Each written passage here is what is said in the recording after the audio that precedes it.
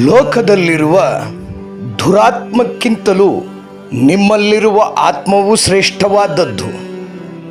ಯೋಹಾನನು ಬರೆದಂತಹ ಮೊದಲನೆಯ ಪತ್ರಿಕೆ 4ನೇ ಅಧ್ಯಾಯ 4ನೇ ವಾಕ್ಯ. ದೇವರ ಪರಿಶುದ್ಧ ವಾಕ್ಯ. ಪ್ರಾರ್ಥಿಸೋಣ.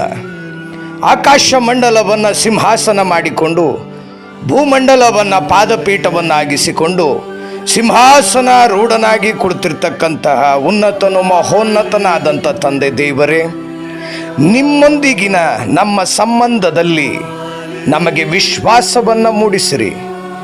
ಪ್ರಿಯ ಕರ್ತನೆ, ಸ್ಥಾನಾಧೀಕ್ಷೆಯ ಮೂಲಕ ನಮ್ಮ ಆತ್ಮಕ್ಕೆ ಅಂಟಿಕೊಂಡಿದ್ದಂಥ ಜನುಮಾಂತರದ ಪಾಪ ದೋಷಗಳನ್ನು ಕಳೆದು ನಮ್ಮನ್ನು ಪರಿಶುದ್ಧಗೊಳಿಸಿದ್ದೀರಿ. ಪವಿತ್ರಾತ್ಮರು ನಮ್ಮ ಆತ್ಮವನ್ನು ಶ್ರೇಷ್ಠವಾಗಿಸುತ್ತಾರೆ.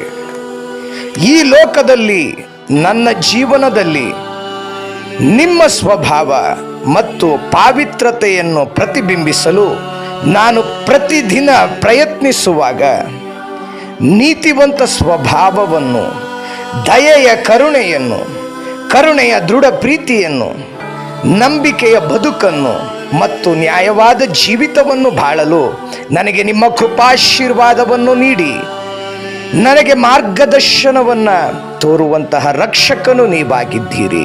ಪ್ರಿಯ ಯೇಸುವೆ, ನಿಮ್ಮ ಆತ್ಮವು ಪ್ರತಿದಿನ ನನ್ನಲ್ಲಿ ಜೀವಂತವಾಗಿರಲಿ. ಈ ಲೋಕದ ದುರಾತ್ಮನಿಂದ ತುಂಬಿರುವಂಥ ಜಗತ್ತಿನಲ್ಲಿ ಬದುಕಲು ನನಗೆ ಪರಿಶುದ್ಧಾತ್ಮನ ಸಪ್ತ ವರದಾನ ನೀಡಬೇಕೆಂದು ಪ್ರಾರ್ಥಿಸಿದ್ದೇನೆ. ಆಮೆನ್.